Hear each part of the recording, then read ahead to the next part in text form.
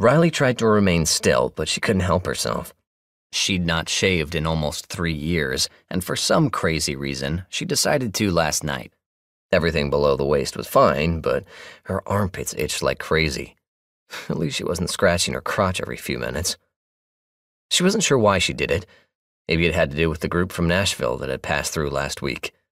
There were a few single men with them, and she'd caught at least a couple of them eyeing her frequently. But they didn't stick around. With the exception of her brother, the men in her group were all old, much older than her. Lately, though, she'd started having notions about Ben. He turned 50 the day before. He was a handsome man, trim, salt and pepper hair, and nice teeth. He was a successful businessman back before, with a beautiful wife and 2 kids in college, who were now dead. Whenever he saw Riley, he'd smile and give her a wink. At his birthday party, Riley caught him alone and kissed him. He turned red, mumbled something unintelligible, and hurried back to the crowd. Riley fumed at the memory. She'd never been with a man before and wanted Ben to be her first. She had it all planned out, but those plans went to hell the moment he ran off. While she stood there, fuming and red with embarrassment, her older brother had walked by and made fun of her hairy legs sticking out of her cut-off shorts. She retorted with a snide comment of her own, but she also wondered if it was the reason Ben was frightened off. Maybe he wasn't frightened. Maybe he simply found her unattractive. That night, she found a disposable razor and went to town. The next time Ben saw her wearing short shorts, and she was going to wear them until he did, he was going to regret not kissing her back. Riley scratched herself again as she sat in her makeshift sniper pit.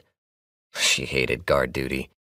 Sitting in a hole in the ground, sweating, getting bitten by mosquitoes, not her idea of fun.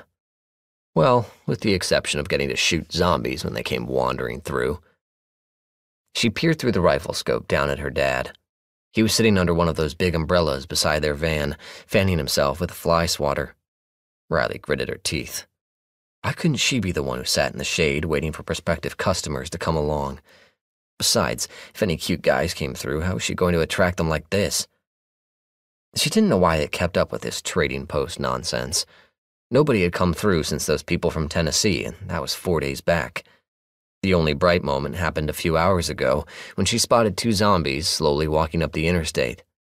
Both of them were adolescents, a boy and girl somewhere around Riley's age. They looked like they'd recently turned.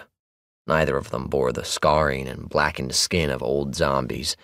No, these 2 still had festering wounds and nasty bite marks. The boy's face and neck had been chewed up pretty good. No surprise there.